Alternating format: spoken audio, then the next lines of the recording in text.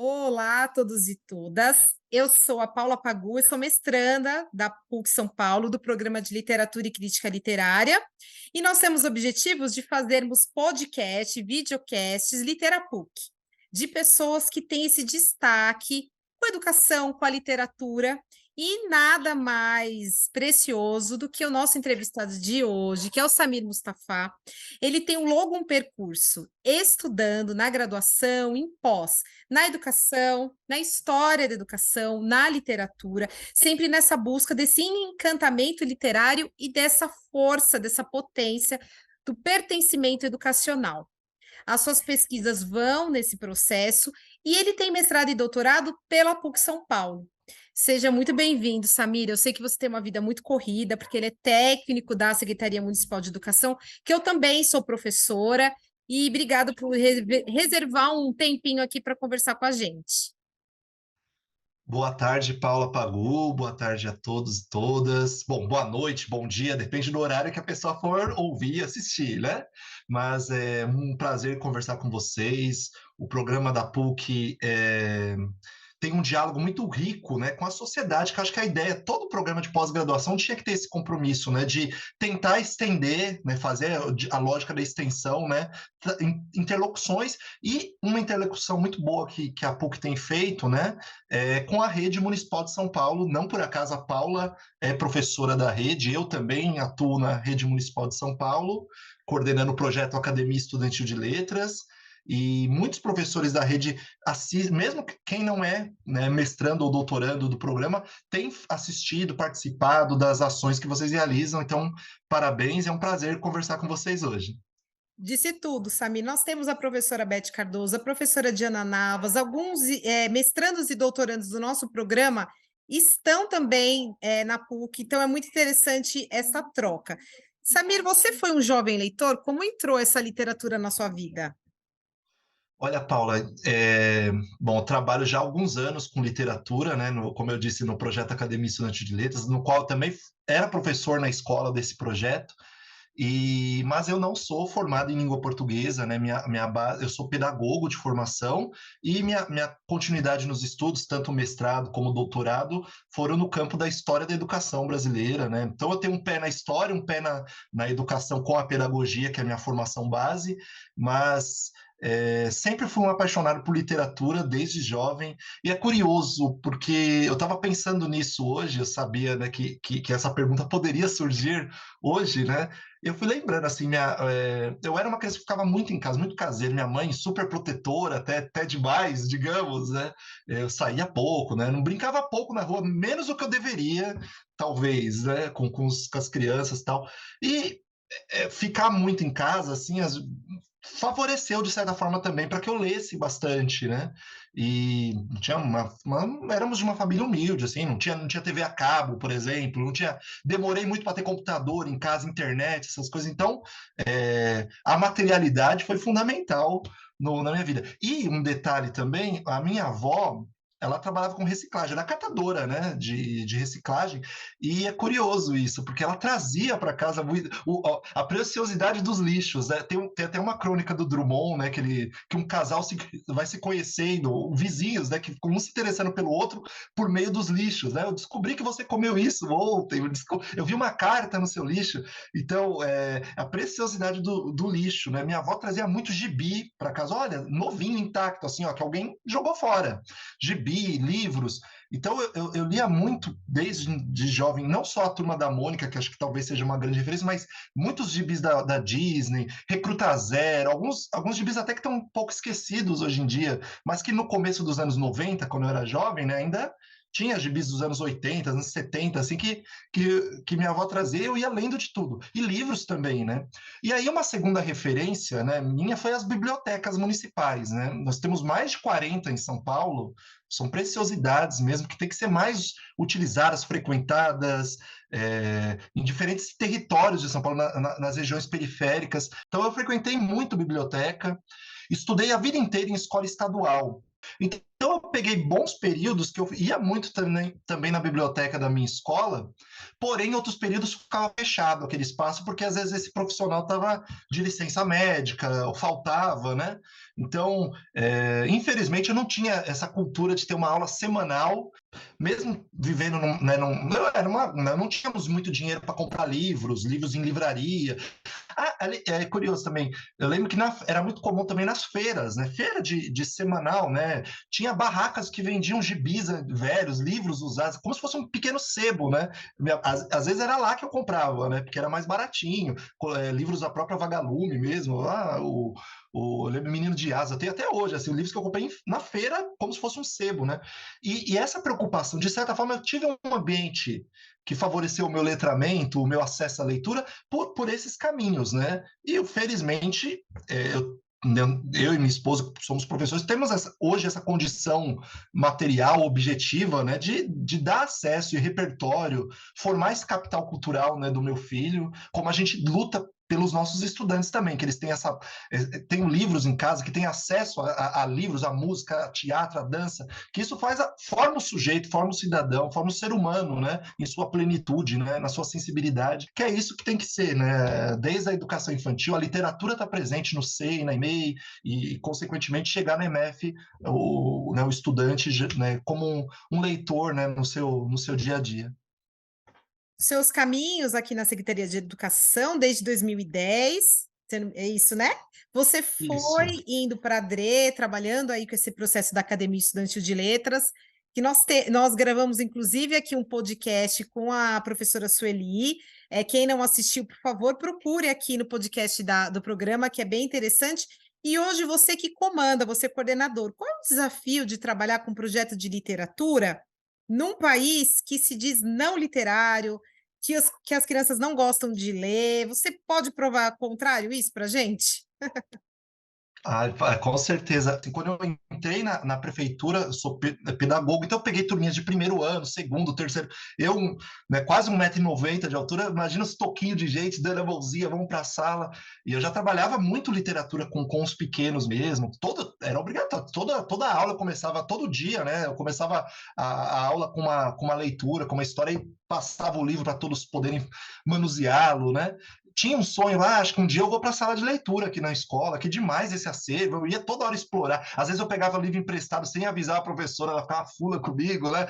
Cadê aquele livro? Oh, desculpa, né? Eu fiquei, né? Vi ali. E aí, por sorte, a minha escola já tinha EL, né?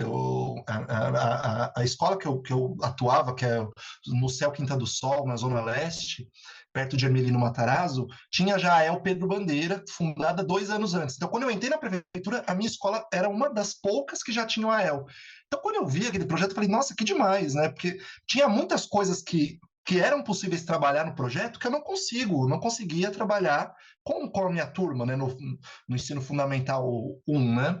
E eu falei, nossa, então já pensou conseguir trabalhar Carlos Drummond de Andrade, Machado de Assis, Lima Barreto, né?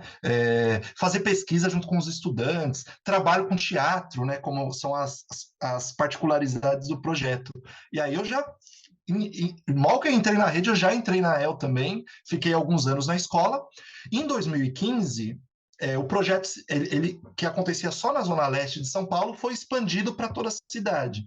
E aí a Suelizinha me convidou para ir trabalhar na Drepinha, fiquei até 2017 lá, e aí em 2017 eu fui para a SME trabalhar junto com ela, pensando nessa expansão do projeto para toda a rede. Mas, olha, de fato, né, às vezes eu sinto que tem, de certa forma, um pouco de um senso comum também, né? De que as pessoas não gostam de ler, o Brasil não é um país de leitores, né? Porque, assim, a gente percebe que, pelos nossos estudantes, de forma empírica mesmo, que quando tem uma mediação, quando tem um acesso, um repertório, né? Que os jovens se encontram, de um jeito ou de outro, na literatura, né? Eu vou pegar na minha época mesmo. Tinha colegas meus que não gostavam muito de ler, mas estavam lá com o Guia dos Curiosos, que era muito comum nos anos 90, né? Aquela coleção do Marcelo Duarte. Que existe até hoje, os Guias dos Curiosos, o Marcelo Duarte, né? Um cara, uma figuraça ele. E foi feito várias coleções, tinha o de futebol, de Olimpíadas, de esportes, de cinema, foi feito subcategorias depois dessa coisa. Da mesma forma, eu tô só lembrando de livros dos anos 90, comecinho dos anos 2000, né? O Mundo de Sofia, Harry Potter, que veio também naquele período. Então, assim, mesmo pessoas que talvez não eram leitores assíduos, assim, né, que liam muito, gostavam de ler alguma coisa ou outra. Talvez esses ditos best-sellers. Então, já começa por aí que não é um fato objetivo, né? O que falta, às vezes, é acesso, repertório, oportunidades, por N motivos na trajetória de vida do ser humano, né? Obviamente, se a gente pegar uma pessoa que teve pouco acesso aos estudos, porque teve que sair da escola para trabalhar, trabalhava o dia inteiro em 2 empregos, uma vida puxada, na qual a televisão monopolizava o tempo de lazer e de entretenimento da pessoa, do ócio, obviamente que falta tempo para a leitura. Aí então já se cria uma cultura, eu não gosto de ler, me dá sono, eu estou cansado, por N, como eu disse, por N circunstâncias, mas a gente pode pegar exemplos empíricos, assim, como as bienais do livro são lotadas de pessoas que vêm até de outros estados aqui para São Paulo para participar. Quando teve a festa do livro no Pacaembu, né, dias atrás, também foi um enorme sucesso.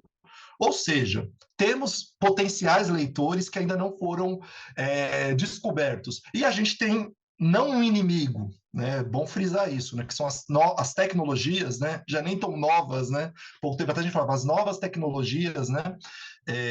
Como o acesso aos smartphones, à internet, que às vezes tomam também um tempo que poderia ser aproveitado com leituras. Mas eles, bem utilizados e mediados também, pelo contrário, são aliados para que a pessoa seja um leitor, um pesquisador, e leia também por recursos digitais, né?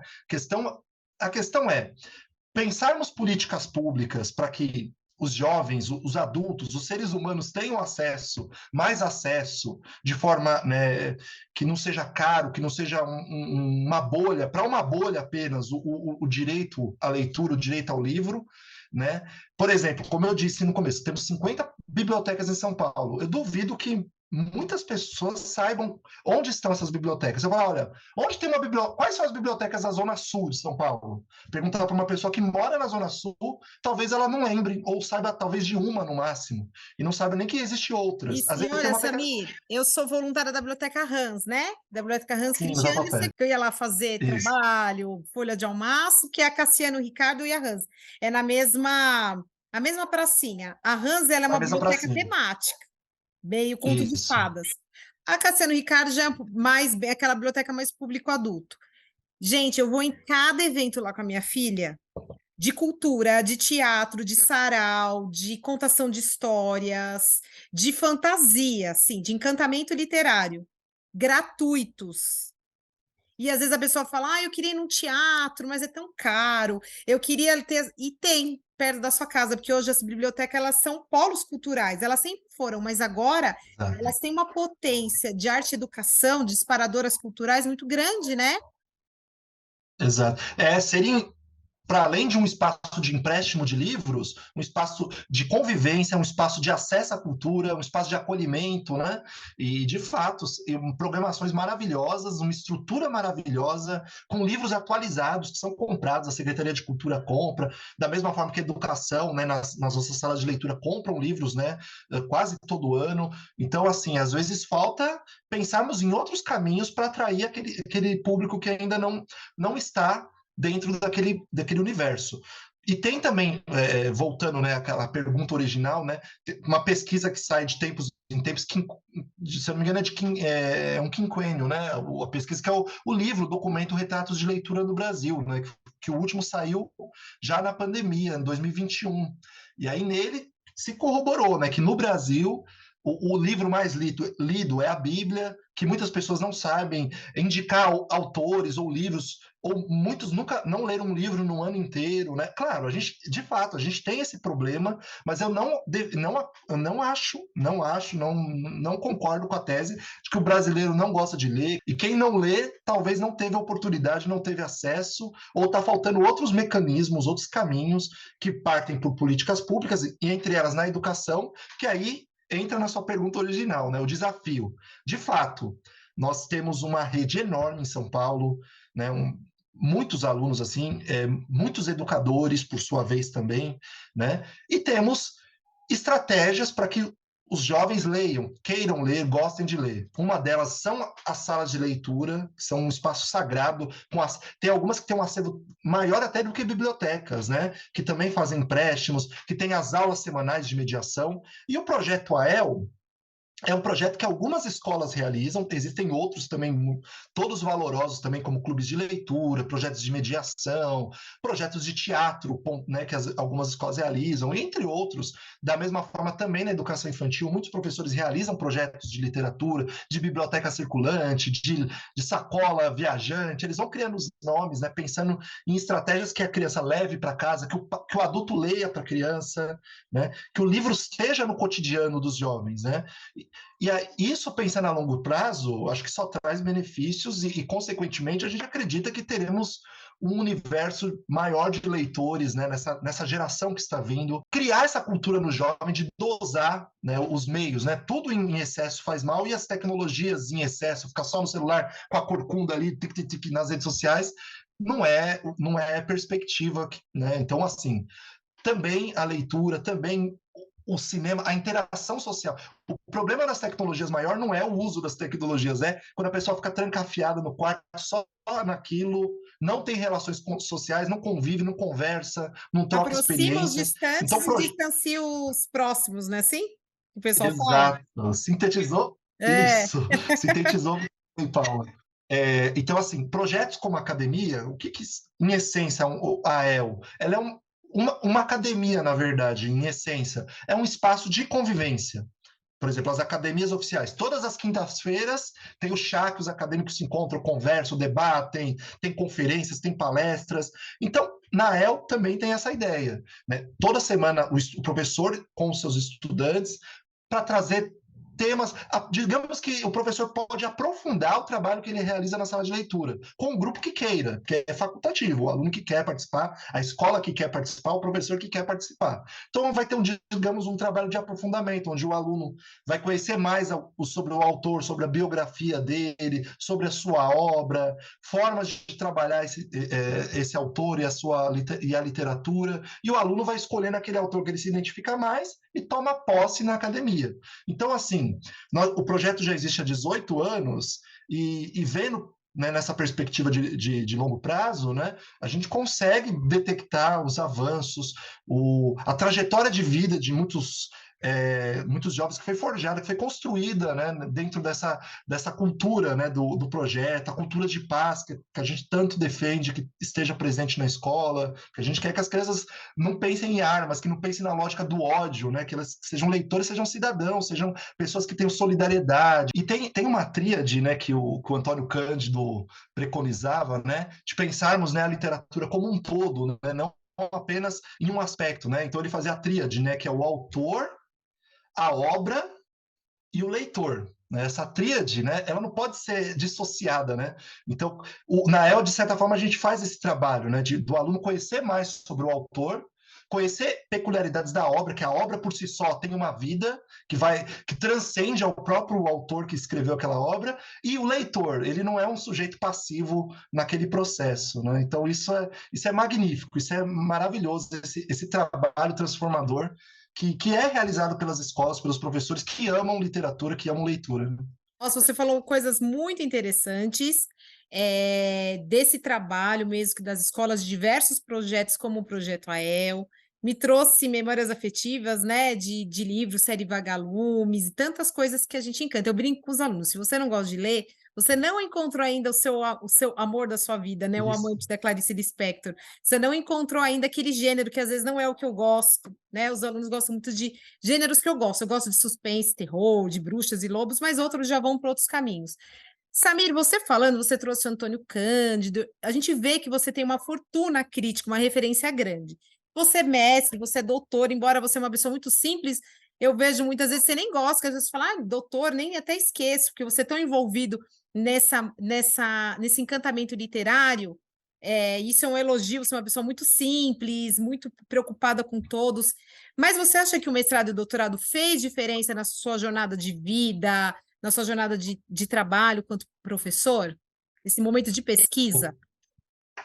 Paula, primeiramente, obrigado pelo carinho. Imagina, não, eu acho que isso é o óbvio, né? Assim, ó, uma pessoa, ela estudou, ela tem um título, né? O título, acho que tem que ser social, antes de tudo. Tudo que a gente faz, a gente tem que pensar na sociedade, não no nosso, somente na gente. Claro que a gente pensa em nós mesmos também, né? Eu falo, o que adianta eu ter um diploma para falar que eu tenho um diploma, né? Sendo que minha mãe, por exemplo, a minha avó, como eu citei no início, né, que ela é catadora, minha avó morreu analfabeta. Minha mãe estudou só até a sétima série. Né? O que, que é para jogar na cara dos outros que eu estudei e outro? Não, pelo contrário. É um orgulho, que bom, que orgulho que na minha família eu fui o primeiro que tive acesso ao ensino superior, como muitos professores da nossa rede têm uma trajetória muito parecida. Né? E conta, olha, minha mãe era copeira, meu pai trabalhava, era faxineiro, e isso não é demérito algum, muito pelo contrário, porque também são as realidades dos nossos estudantes, muitos deles. Né? E acho que o que nós queremos é que todos tenham acesso ao conhecimento, a que ele vá até o topo da onde ele queira chegar. E não que tenha uma lógica que o topo seja disputado a unhas e dentes e só um chegue e ele se vanglorie daquilo, né? Então, essas coisas, eu acho que nós da educação, a gente até que não exaltamos muito essas coisas, né? E obrigado de verdade pelo carinho, pelas palavras. E assim, eu fiz tanto mestrado como doutorado na PUC também, no programa Educação, né? Então meu mestrado e doutorado é em Educação, mas aí tinha dois pontos ali, né? História, Política e Sociedade, né? Que é um programa vizinho aí do programa de vocês na PUC. E nele eu estudei bastante um campo que eu gosto muito, que é a história da educação. Minha pesquisa mesmo de doutorado, eu pesquisei muito a história do ensino municipal em São Paulo, os jornais, como eles retrataram a criação do ensino primário em 56, né? Eu sempre gostei muito de arquivo, de documentos, né? Eu tenho um pé na história ali, assim, até um pouco bem, assim, excêntrico, assim, por exemplo, pesquisar a história da música, eu vou ouvir música dos anos 10, minha esposa às vezes fala, você tá ouvindo essa música dos anos 20 aí, né? Tipo, coisa que só você deve ouvir essas músicas, assim, né? Que eu vou pesquisando coisas, às vezes para mim mesmo, não é para com o intuito de publicar, de produzir, que também são muito importantes as publicações, a circulação do conhecimento, né, é fundamental. Mas o que eu posso dizer, uma coisa que só que eu reforcei uma hipótese que nem é minha, tem vários autores que falam disso, né, que o quanto é importante a pesquisa para o educador, né? Todos professor em tese deveria ser pesquisador. Quanto isso contribui? Você tem feito pesquisa, né? Imagina como você não olha de outra forma as coisas, né, nesse dia a dia, na sua prática, né, Paulo? E da mesma forma, como o estudante ser pesquisador é muito importante também, né? Na rede municipal nós temos os TCAs, que é um projeto magnífico que existe já há quase 10 anos, né? Como o aluno cria uma autoria, né, nessa pesquisa e descobrindo, como se fosse um detetive mesmo, aquilo que ele se identifica, indo atrás de hipóteses, de objetivos, de conhecimentos novos, e a leitura volta novamente, como ela também contribui na formação pesquisadora da criança, do jovem, do adulto, do pesquisador no meio acadêmico, né? Como a pesquisa está presente nesse dia a dia e quanto ela é importante. E quando a gente faz com prazer, quando a gente faz uma pesquisa por gostar, em geral, quando a gente vai para o mestrado, para o doutorado, para uma pós, né, uma especialização, a gente quer pesquisar algo que a gente quer saber mais sobre ele, né? Então é isso que você falou. Da mesma forma que você falou que o aluno às vezes não descobriu o que quer ainda, né? Quando ele descobre o que quer, fazer essa pesquisa é magnífica, é maravilhosa, né? Então é muito gostoso propiciar esse querer mais, né, nos jovens, nos estudantes, e por sua vez vai levar a mais leituras e vai levar um senso crítico, né, que eu acho que é isso que a formação continuada tem que permitir a nós, né, acesso a outras referências, outras obras, outros debates, que a academia ela tem um espaço privilegiado para a gente discutir sociedade, para discutir nosso país, discutir a nossa educação, a nossa escola, né? E, por sua vez, tentar estreitar cada vez mais os laços com os meios sociais, entre eles a escola. E, mais uma vez, nesse sentido, eu exalto o programa da PUC, que tem feito esse diálogo muito bacana com a rede, tentando trazer contrapartidas, né? Tornar público pesquisas que vocês têm realizado, né? Isso acho que é um ganho muito grande, né? Isso acho que esse caminho é muito promissor. E aí, até pensando no meu, agora pensando no meu umbiguinho mesmo, né? Eu ter estudado, né, no campo da história, eu estudei muito história de intelectuais brasileiros, né? E hoje em dia eu consigo, por exemplo, ao estudar os nossos autores da nossa literatura, eu consigo ter um olhar um pouco e volta naquela lógica do Cândido, né? Um pouco ampliado, né, dessa obra, né? Nunca enxergar o autor numa bolha ali, né? Aquele autor isolado, sozinho, escrevendo, tá aqui meu livro, agora vou fazer o outro. Pelo contrário, eles estão em sociedade, tem uma sociabilidade existente ali entre ele e outros autores, o contexto histórico na qual ele tá, a sua obra está inserida, tudo isso está presente, deveria estar presente na análise de qualquer texto, de qualquer obra, né? As circunstâncias nas quais os autores produzem, né? Então essa minha formação em história me ajudou até no meu trabalho com autores, com literatura, no caso da El, né? Samir, muito obrigada. Você trouxe uma relevância muito grande de nós refletirmos sobre a importância do mestrado e do doutorado. Não só nessa fala final, mas a gente vai, né? Nós vamos ouvindo o seu percurso e vendo como é bom estudar, como enriquece, como você disse, aquilo que a gente gosta, quando a gente gosta e a gente sabe falar com sabedoria. Muito obrigado pelo seu papel relevante de impacto social e de relevância, que essa busca que a PUC São Paulo tem muito, né? De devolver para essa sociedade essa pesquisa acadêmica através de projetos, como você bem disse, essa parceria com instituições como a Secretaria Municipal de Educação, e ficamos disponíveis para você sempre. Espero que você participe de outros eventos aqui da PUC, e vocês que estão nos assistindo, nos ouvindo, ouçam as outras também, os outros podcasts aqui do Litera PUC. Muito obrigada e até a próxima. Obrigada, viu, Samir? Obrigado, um abraço.